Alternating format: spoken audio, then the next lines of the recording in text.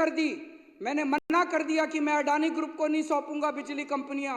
आज मैं सोच रहा था ये खुलासा होने के बाद कहीं यही तो कारण नहीं था जिस वजह से मुझे जेल डाला गया कि वो नाराज हो गए।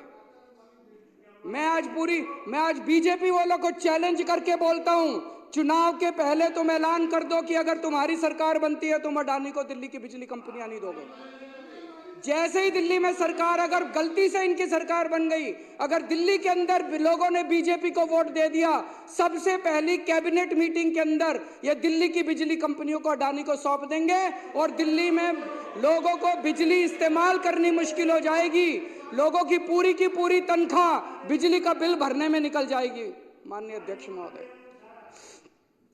और आखिर में मैं इनका बहुत बड़ा पर्दाफाश करने जा रहा हूं। 2 दिन रुक जाओ। इन लोगों ने लार्ज स्केल के ऊपर वोट काटने का षड्यंत्र शुरू कर दिया है दिल्ली के अंदर। मेरे पास सबूत आ गए, मेरे पास गवाह आ गए। तुम्हारी पोल खोलूंगा, पूरे देश के सामने पोल खोलूंगा और पूरे देश को बताऊंगा कि कैसे तुम महाराष्ट्र चुनाव जीते, कैसे तुम हरियाणा चुनाव जीते और किस तरह से तुम चुनाव जीतते हो। ईमानदारी से चुनाव नहीं जीतते तुम लोग। मैं ये जो नशे के खिलाफ प्रस्ताव सदन में रखा गया इसका समर्थन करता हूं, लेकिन पंजाब पुलिस की मुस्तैदी की वजह से और उनके अच्छे काम की वजह से एक बहुत बड़ा हादसा होते होते बच गया। सुखबीर बादल सुरक्षित हैं। मैं इस घटना की कड़े से कड़े शब्दों में निंदा करता हूं, लेकिन एक बात साफ है कि पंजाब और पंजाबियों को बदनाम करने की एक बहुत बड़ी साजिश रची जा रही है और इसके पीछे बहुत बड़ी बड़ी ताकतें इन्वॉल्व हैं जो पंजाब को और पंजाबियों को बदनाम करना चाहती हैं।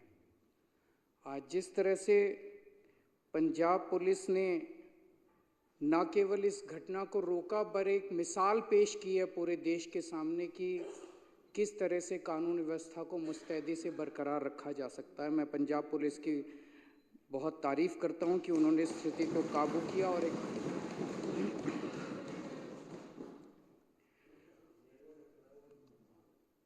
पंजाब में सुबह जब ये घटना घटी तो पूरी बीजेपी और इनके सारे नेता और पूरी मीडिया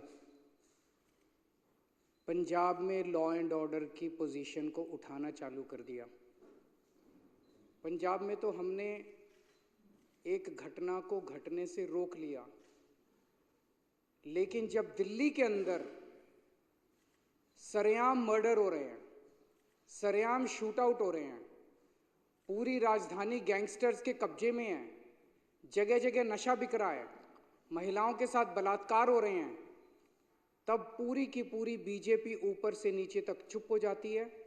और जब इनसे पूछा जाए तो इनके बड़े बड़े नेता कहते हैं क्राइम तो मुद्दा ही नहीं है, दिल्ली में लॉ एंड ऑर्डर तो मुद्दा ही नहीं है।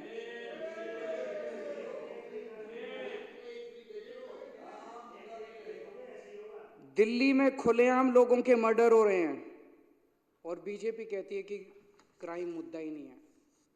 दिल्ली में महिलाओं के बलात्कार हो रहे हैं, महिलाएं असुरक्षित हैं, बीजेपी कहती है कि लॉ एंड ऑर्डर मुद्दा ही नहीं है। दिल्ली में सरेआम व्यापारियों को फिरौती मिल रही है, फिरौती की धमकियां मिल रही है, बीजेपी कहती है कि क्राइम मुद्दा ही नहीं है। दिल्ली में सरेआम गैंगस्टर्स व्यापारियों की दुकानों पे गोलियां बरसा रहे हैं और इनके नेता कहते हैं कि क्राइम मुद्दा ही नहीं है। गृह मंत्री अमित शाह की सीधे सीधे जिम्मेदारी बनती है कि दिल्ली की कानून व्यवस्था को सुचारू रूप से चलाया जाए और गृह मंत्री के घर के 20 किलोमीटर 30 किलोमीटर के दायरे के अंदर सरेआम शूट आउट चल रहे हैं। गैंगस्टर्स पूरा दिल्ली पे कब्जा कर चुके हैं और गृह मंत्री आराम से अपने घर में सो रहे हैं, उन्हें दिल्ली की कोई चिंता नहीं है।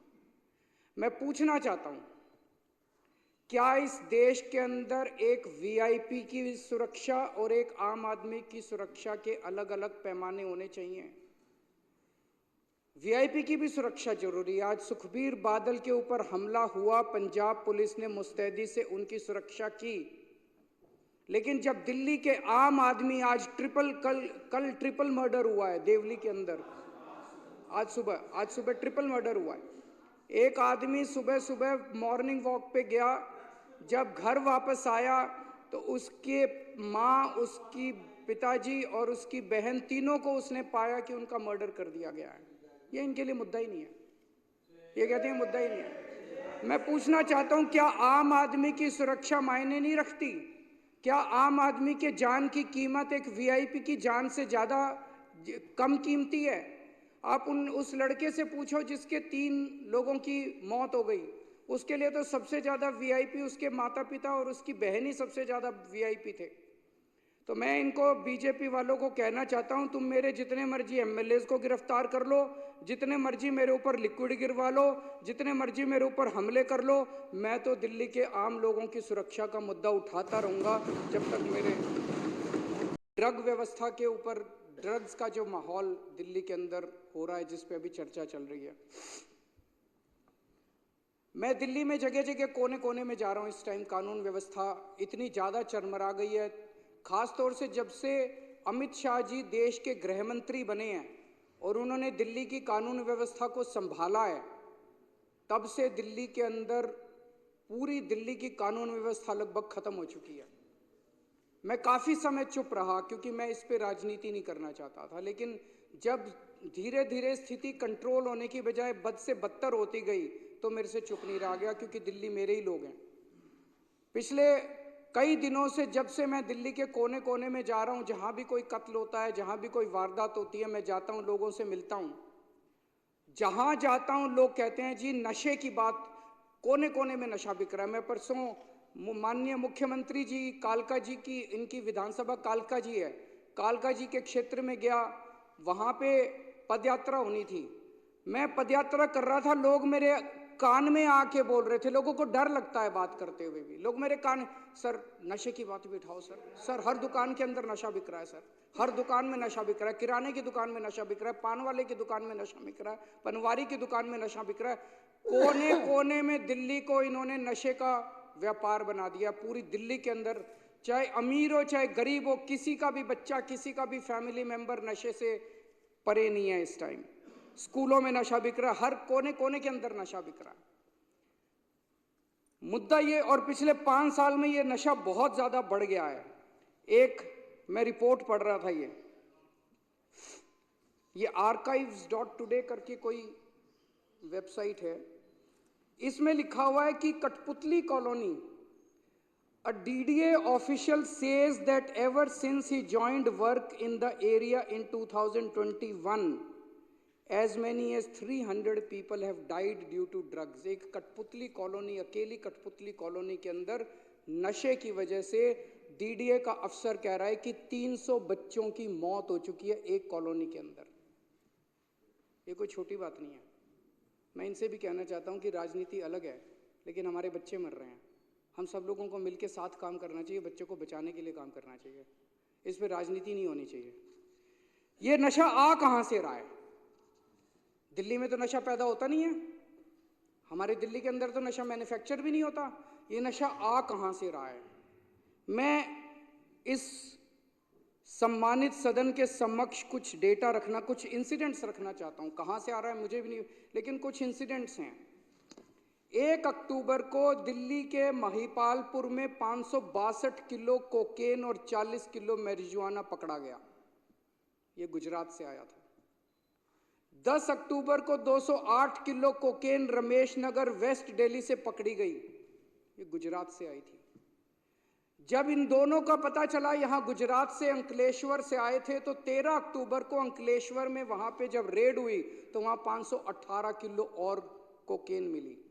ये सारी मिला के 1289 किलो कोकेन और 40 किलो मैरिजुआना था, जिसकी कीमत 13,000 करोड़ रुपए थी। सारी गुजरात से आई थी। भाई साहब, आपके भी बच्चे हैं, आपके भी बीवी, आपके भी पड़ोसी, आपके भी रिश्तेदार, बोल लेने दो मेरे को। 15 नवंबर को नारकोटिक्स कंट्रोल ब्यूरो ने गुजरात पुलिस और इंडियन नेवी के साथ जॉइंट ऑपरेशन में 700 किलो गुजरात के तट के ऊपर 700 किलो नशा पकड़ा और 82 किलो, उसी दिन जॉइंट ऑपरेशन में दिल्ली से 82 किलो कोकेन पकड़ी गई, जिसकी कीमत 4,500 करोड़ थी। वो भी गुजरात से पकड़ा गया। अप्रैल 2024 में पंजाब पुलिस ने 48 किलो हेरोइन पकड़ी जो कि गुजरात के समुद्री तट से आई थी। मई 2022 में गुजरात एटीएस ने दिल्ली और उत्तर प्रदेश पुलिस के साथ मिलकर उत्तर प्रदेश के मुजफ्फरनगर के एक घर से 775 करोड़ रुपए की 155 किलो हेरोइन पकड़ी जो गुजरात से आई थी। इलेक्शन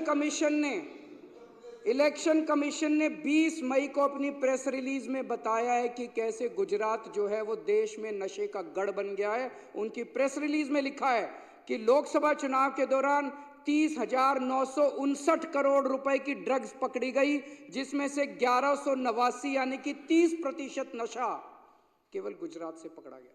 ये इलेक्शन कमीशन का डेटा है। गुजरात के अंदर फैक्ट्रियां चल रही हैं नशा बनाने की, नशा मैन्युफैक्चर करने की और नशा प्रोसेस करने की।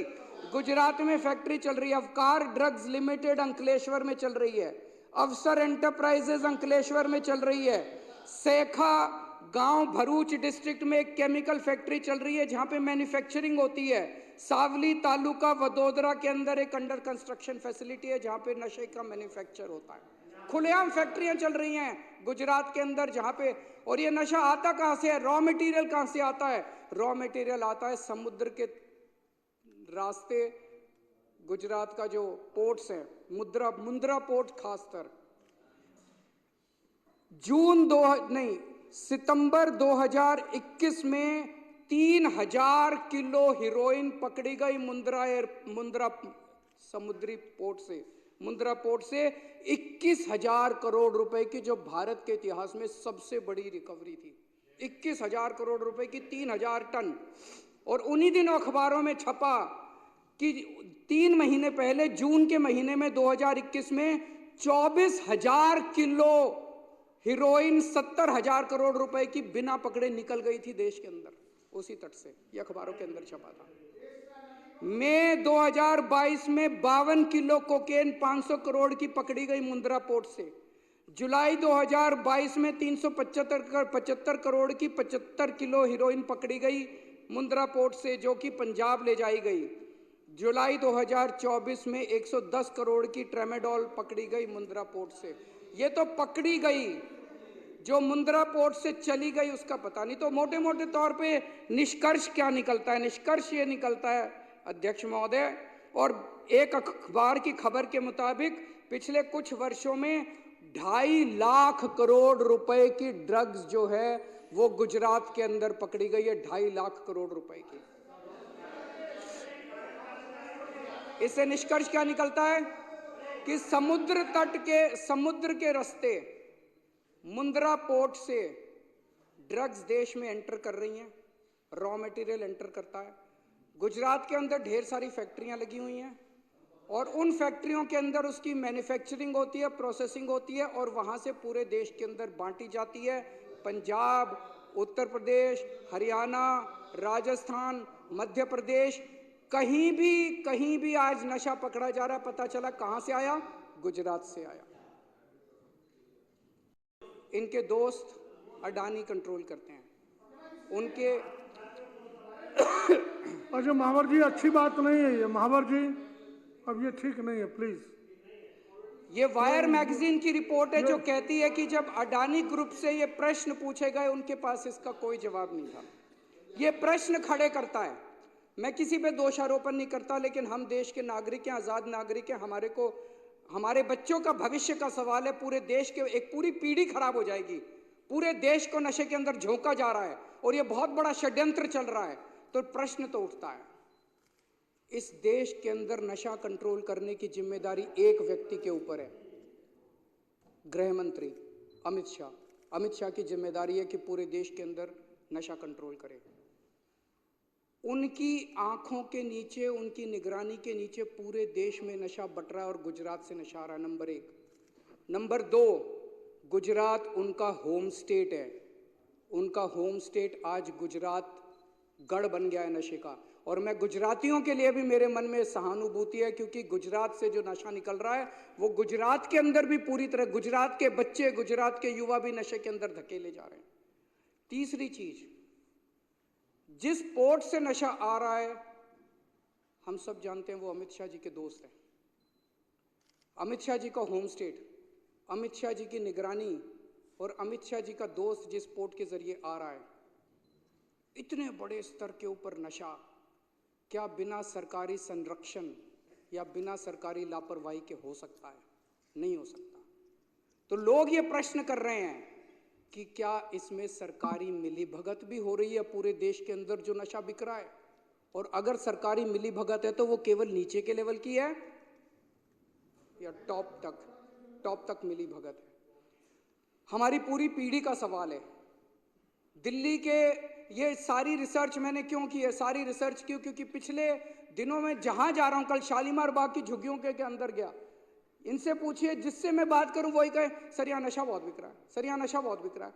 मैं परसों कालका जी गया, सर यहाँ नशा बहुत बिक रहा है, सर यहाँ नशा बहुत बिक रहा है। मैं जहां जा रहा हूं वहीं लोग नशे की बात कर रहे हैं। दिल्ली के अंदर पूरी दिल्ली के लोग, पूरे देश के लोग नशे से पीड़ित हैं। हमारे पूरे देश के युवाओं की भविष्य का सवाल है अध्यक्ष महोदय। इसलिए मैं चाहता हूं कि अमित शाह जी इस देश की खातिर नशे के ऊपर एक्शन लेना, ठोस कदम उठाना चालू करें, नहीं तो जनता के मुंह बंद नहीं कर पाएंगे वो, जब जनता कहेगी कि सरकारी संरक्षण नशा करने वालों को मिल रहा है।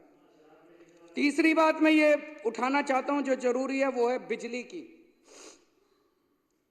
अध्यक्ष महोदय, अभी पिछले दिनों जब मैंने सुना कि अमेरिका के जस्टिस डिपार्टमेंट ने अडानी ग्रुप के ऊपर आरोप लगाए हैं, और जो मैंने मोटा मोटा पढ़ा कि अडानी ग्रुप 12,000 मेगावाट की सोलर एनर्जी बनाने की उन्होंने फैक्ट्री लगा ली कि सोलर एनर्जी बनाएंगे, लेकिन वो बिजली इतनी महंगी दे रहे थे कि कोई भी राज्य सरकार खरीदने को तैयार नहीं थी। तो अडानी ग्रुप ने बहुत महंगी बिजली जो है वो रिश्वत दे के केंद्र सरकार के अफसरों को रिश्वत दी, राज्य सरकार के अफसरों को रिश्वत दी, और वो महंगी बिजली उन्होंने कई राज्य सरकारों को बेची। मेरे को बताया गया कि गुजरात के अंदर अडानी ग्रुप ने 2021 में गुजरात में 2 रुपए 83 पैसे यूनिट बिजली थी। एक साल में 2021 में 2 रुपए 83 पैसे यूनिट बिजली थी अडानी देता था।